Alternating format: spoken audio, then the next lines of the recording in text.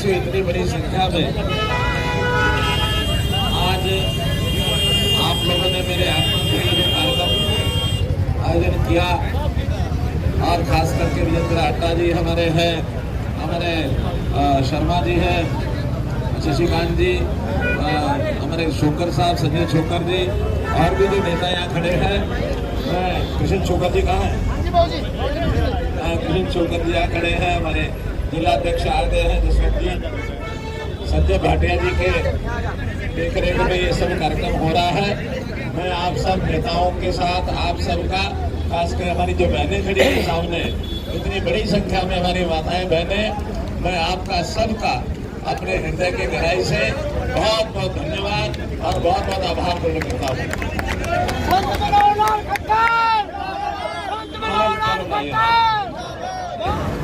हरियाणा में भले ही हमारा जो रिजल्ट है वो बड़ा मिला जुला सा रहा, फिर भी 5 लोकसभा जीतने के बाद भी प्रधानमंत्री मोदी जी ने हरियाणा में उन 5 में से 3 को अपने मंत्रिमंडल में लिया। ये बहुत बड़ी बात है और मैं हरियाणा की अपनी प्यारी जनता की ओर से, अपनी ओर से प्रधानमंत्री जी का बहुत बहुत धन्यवाद करता हूँ कि इतनी बड़ी भागीदारी और उन्होंने हरियाणा को दी है। अब एक ही बात कहूँगा कि इस बार देश भर में बहुत सी, भाई रुक जाओ जरा, रुक जाओ मेरे मित्र, आपकी हर बात सुनेंगे, रुक जाओ, थोड़ा मुझे बोलने दो। तो मैं ये कह रहा था कि हमने हरियाणा में भी खूब अपना मेहनत करके हमारे कार्यकर्ताओं ने पूरा चुनाव लड़ाया।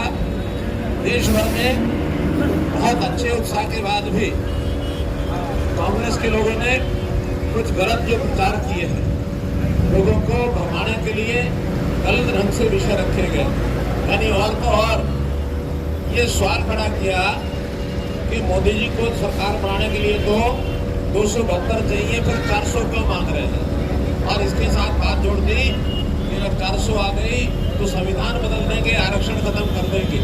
और दुख की बात यह है हमारे एक वर्ग में इन बातों का असर भी हुआ, जिसके कारण से कई सीटों पर हम पीछे रह गए, 5 ही जीत गए। तो इस नाते से एक बात तो हमारी पूरी हुई कि तीसरी बार मोदी सरकार,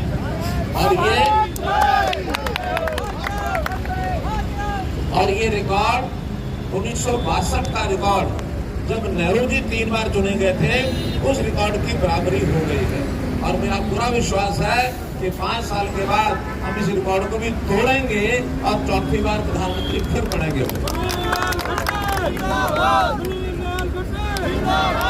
इसके साथ ही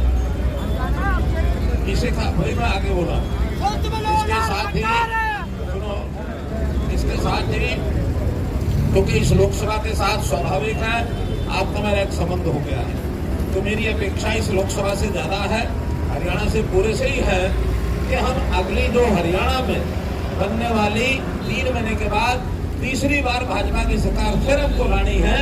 और इस नाते से मैं आप सबका आह्वान करता हूँ,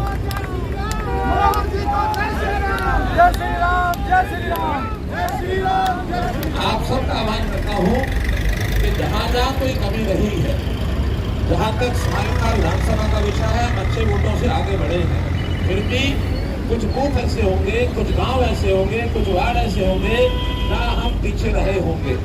एक एक की पहचान करके और वहाँ का विश्लेषण करें कि कहाँ कमी रही है, उसको पूरा करें।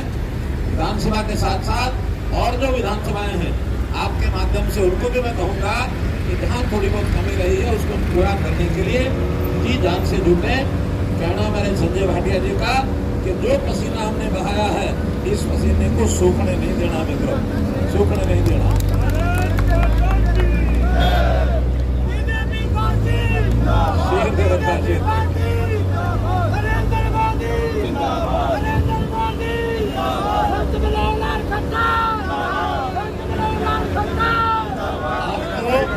इतना ही विषय है कि जैसे तीनों मंत्रियों को अपने अपने विभाग मिले हैं, आपके इस भाई को भी देश के 2 महत्वपूर्ण विभाग, एक ऊर्जा विभाग यानी बिजली का विभाग और एक आवासीय और शहरी विकास, ये भी हमारे जितने शहर हैं देश भर में बहुत प्रगति शहरों की पहले से हो रही है, इसको और आगे कैसे बढ़ाया जाए इस पर भी काम किया जाएगा।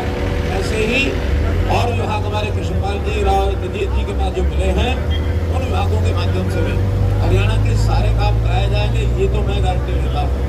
बाकी और जो केंद्र सरकार के काम है, हरियाणा पर पहले ही मोदी सरकार बड़ी मेहरबान है, कृपा रखी हुई है कि हमारे जितने नेशनल हाईवेज हैं, इंफ्रास्ट्रक्चर है, हमारे जितने शिक्षा संस्थान हैं, हमारे एयरपोर्ट है, हमारे यहाँ इंडस्ट्री है, हमारी हर तरह की चिंता वो कर रहे हैं। हमारे गरीब समाज के लिए भी उन्होंने अब जैसे मकान 3 करोड़ में नए मकान देने का फैसला पहली कैबिनेट मीटिंग में कर लिया है।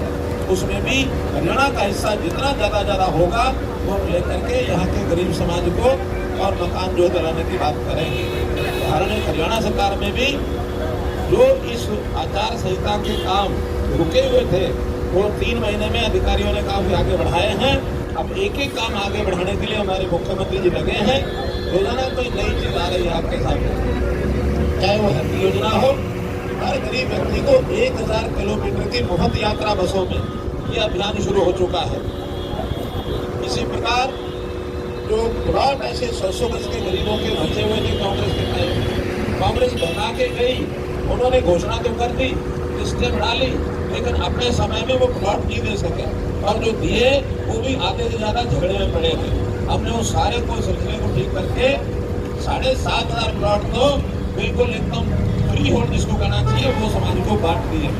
ऐसे ही बाकी बचे हुए लोग जो है लिस्ट में, उनको 1 लाख रुपया अगर प्लॉट नहीं है तो 1 लाख रुपया वो कहीं भी प्लॉट लेंगे, उनको 1 लाख रुपया दिया जाएगा। हम अपने गरीब समाज को आगे बढ़ाने के लिए बहुत कोशिश कर रहे हैं और जो सुझाव आपके पास से आएंगे, एक एक काम आपका करने की जिम्मेवारी ये मैं अपने ऊपर लेता हूँ। आप जितने काम, चाहे सामाजिक काम है चाहे व्यक्तिगत काम है, किसी को कठिनाई परेशानी नहीं होगी। तो आज मैं आपको पुनः इसी निवेदन के साथ कि आने वाला 3 महीने का समय ये बहुत महत्वपूर्ण है।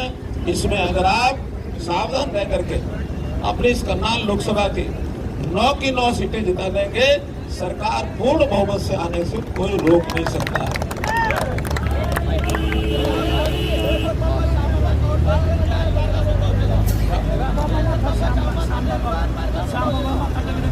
आ जाऊंगा। आज तो अब सीधे जाना है, अगली बार जब भी कभी संजय जी